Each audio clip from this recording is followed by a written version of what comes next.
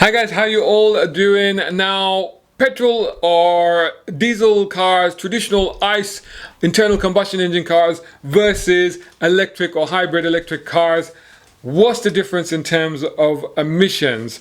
I personally have a little bit of a love-hate relationship with electric cars. I'm trying to get to know them, to try and understand them, and as you'll see from a recent video, if you click up here, the recent video I did where the first time I tried to do a longer journey on my own in a battery electric vehicle, full electric vehicle, to see how that would pan out. You'll see that it wasn't that easy, let's just put it that way, you know. But you know what, you got to be open-minded. We're 9 years away from the deadline, the 2030 deadline, when here in the UK they will only sell electric cars and hybrid cars, and then in 2035 only electric cars. So no more petrol and diesel cars. We are fast racing towards that deadline, if that's really going to happen. I am still skeptical. What I have here is a series of press releases, and the first one is from a leasing company called moneyshake, car leasing company, and it's some quite alarming stats here. Now, they also confirm that 1 in 4 drivers don't believe that electric cars are more environmentally friendly than driving petrol or diesel cars. Do I believe that? No, I don't quite believe that, but you know, I don't think the difference is that much when you look at dust to dust. We'll come back to that anyway. So they talk about the fact that they've just got some bullet points here. The petrol diesel cars emit 7 times more emission than electric cars. 7 times? You would need to plant 25 trees in a year if you use a petrol diesel car to offset your annual emissions. If you switch to electric, you'd only need to plant 3. Like, I don't want to be planting any trees. I don't like to get into the garden and do all that, you know, get my hands muddy, and I don't want to plant any trees. Anyway, 190,000 smartphones could be charged from the annual emissions of a petrol diesel. How are you going to charge a phone from the emissions? What do? You stick it in the exhaust or something? What are they talking about? A petrol car's life cycle produces the same emissions as 3 million smartphones. A petrol car, What? 250,000 smartphones produce the same emissions as a Volkswagen Golf. What is that, Golf R? Who's driving it? What's going on? Driving a petrol diesel car for a year is equivalent to 63 rubbish bags going to a landfill. Why are cars producing rubbish? What are they doing? Consuming shortbread biscuits or something? Why are they doing mince pies or something? What's going on here? Why are the rubbish bags being produced? However, there's only 9 rubbish bags for an electric, or 0 if it's a full battery electric vehicle.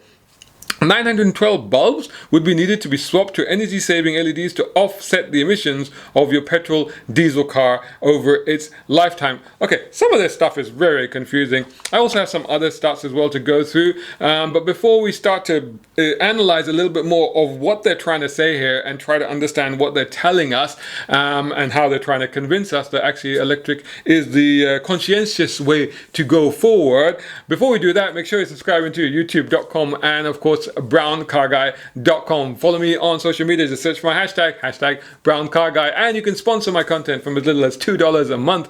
Price of a coffee. Come on, how many emissions? Oh, actually, let's not go into that. But anyway, $2 a month, you can do that at patreon.com/browncarguy. Cool. Let's get into this.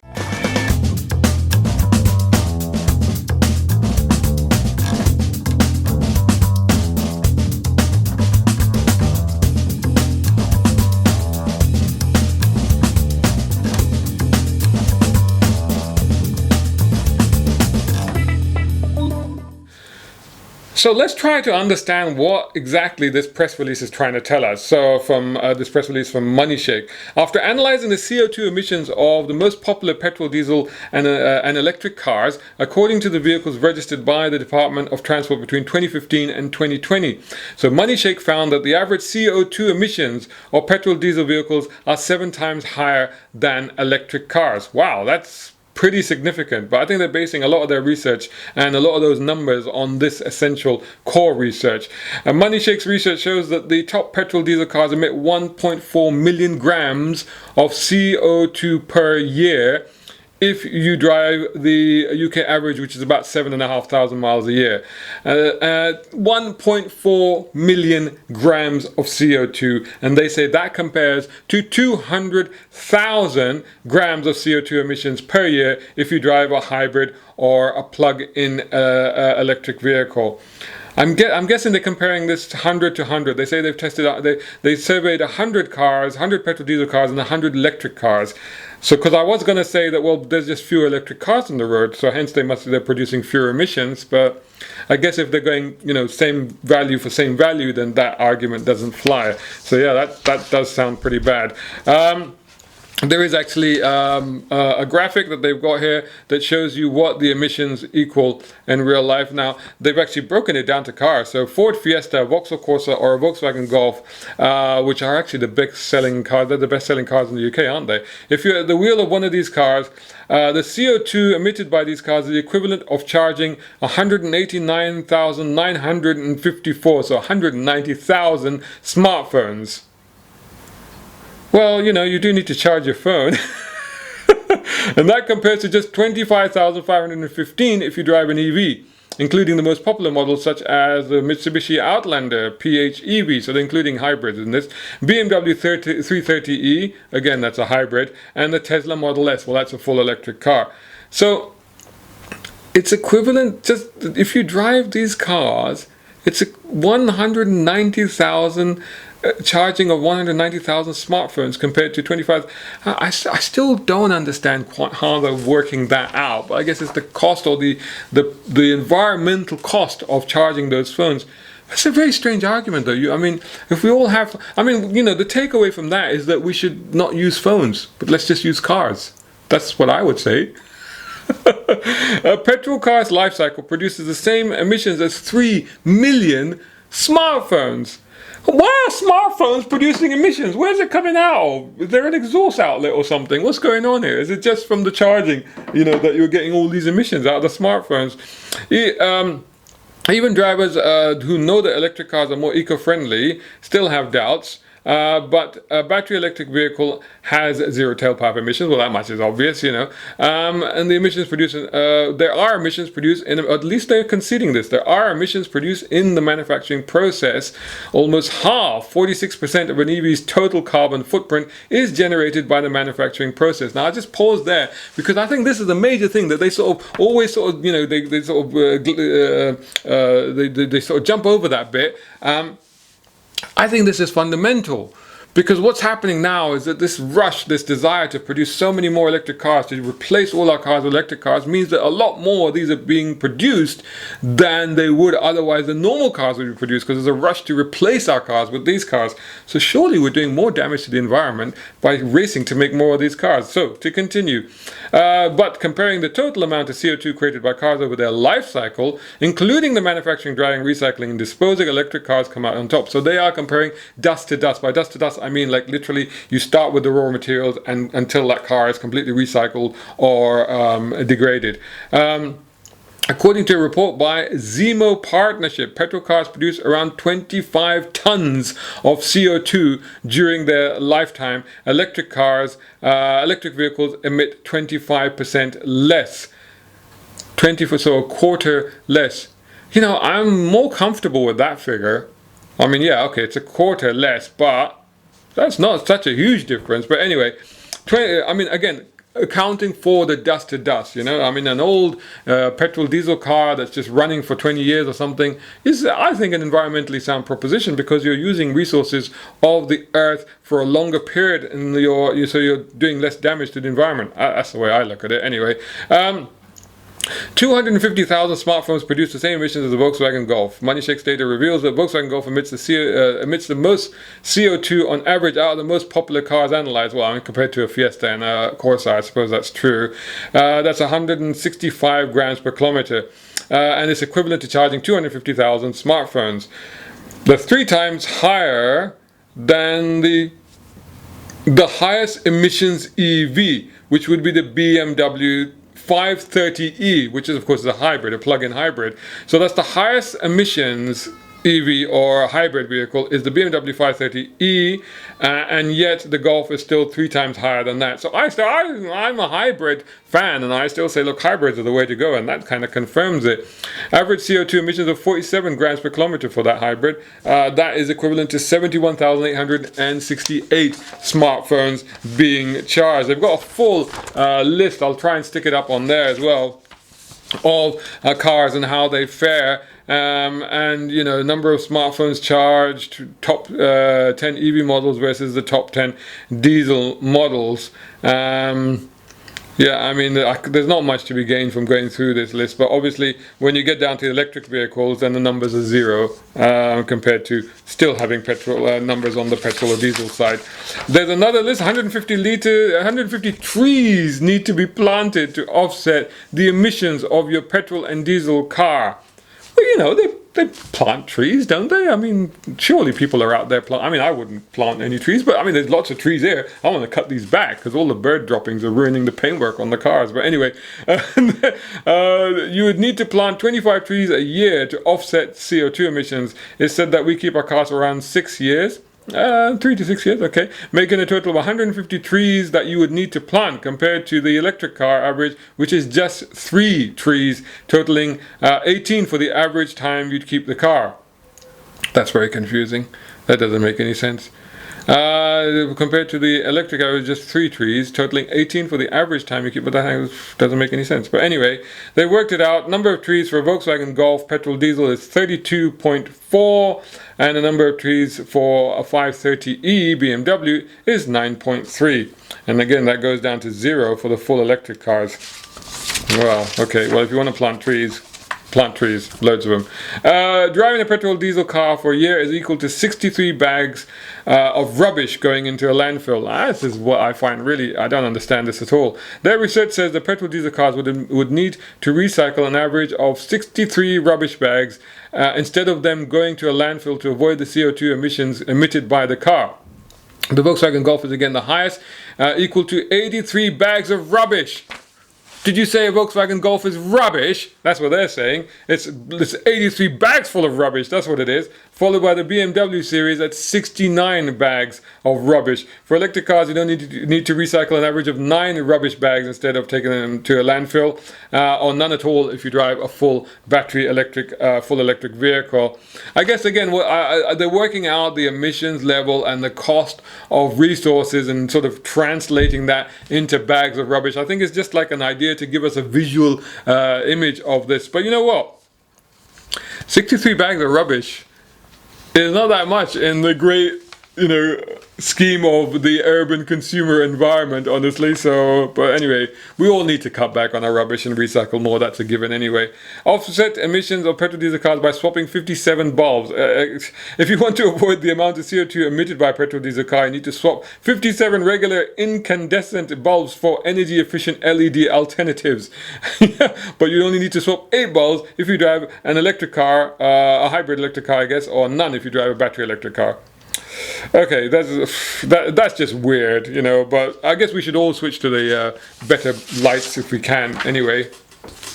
Well, I've got an LED here, so anyway. Now, is this sort of data really having an impact on people's decision about whether they should buy an electric car or not? Well, here's another press release from that also just came out recently, that from buyacar.co.uk, and they're saying that the majority of motorists say they are likely to buy an EV in the near future, according to their research. They did their own research. It's the first time that a majority of car buyers have signaled their switch to an EV is imminent, according to them. Findings are supported by a marked increase in interest in used electric cars, vehicles that were on sale on the website buyacar.com. So they're obviously basing it on people clicking out of interest on cars for sale and even maybe even buying them. So far this year, there has been a 40% increase in searches for EVs across the website compared with the same period in 2020. Typically, it's showing a growing acceptance of the idea of going electric. Of the 422 motorists asked, so they actually did ask some motorists as well, what type of car they're considering next. 51% said they would consider an EV in the near future. Fewer than 1 in 3 drivers said that they are not interested in buying an electric car imminently, while the remaining 18.7% said they have not yet started thinking about it. Well, at the very least, you should start thinking about it. Like I said, it's 9 years away. It's less than 2, for most manufacturers, that's less than 2 model cycles away. So that's pretty close. And some manufacturers like Jaguar and Honda have already said that they're going to switch. Jaguar particularly, this is going to be entirely electric. EVs remain a minority purchase choice today from the 60,000 cars typically available on their website. But there is a growing interest in it. So it's fourth. The electric vehicles are fourth in the typical choice of fuel types. But that's, clearly the switch to EVs will not happen overnight. Relying entirely on sales data can be misleading, says Christopher Lloyd, editor of buyacar.co.uk, because today's sales fail to reflect the growing underlying interest in electric cars. But a 40% increase in searches, even from initially low level, is clear evidence that EV is now certainly in the mix for a rapidly growing number of people during the initial car buying research. That's all very well, but I don't think that's hard and fast data. That's just based on them asking a few hundred people and looking at data. But let's look at actual data from people like SMMT, the Society of Motor Manufacturers and Traders, which of course this is their job, this is what they do, and they deal in real figures and real data. So what does the SMMT say about this? Well, they're still calling for a long-term commitment to incentives from the government, really, including the continuation of the plug-in grant. That's worth about £3,000, I think, on a car. It's reintroduction for plug-in hybrids. So they are, with me, also agreeing that hybrids are still crucial to the roadmap going forward, so to speak. I think that they are as much a part of the solution as electric vehicles. I think it's too early to dismiss them by 2035, because I think they are that transition that we must have, that we need from here to there. So they say that that technology is critical to the transition and giving higher mileage drivers reassuring flexibility. Again, going back to that video that I did on a longer run, just the amount of extra time, forget about the cost or anything, and I think it pretty much equated to the same physical cost for me at the time to do that journey as it would have to fill it up with a petrol. But the time was at least 50%, if not more, longer. And if you need to be across the country early in the morning, and that means you have to get up at 2 o'clock in the morning to get there, I mean, that's just ridiculous, because you're going to have to charge on the way. Anyway, the commitment, alongside VAT exemptions for all electric, for all zero-emission capable cars, would reduce the upfront price of family car by an average of £5,000 for battery electric vehicles, £4,750 for plug-in hybrids, and an SUV by £9,750 and £8,000 respectively. That's fairly attractive numbers if you can reduce the prices by that, and these are vital.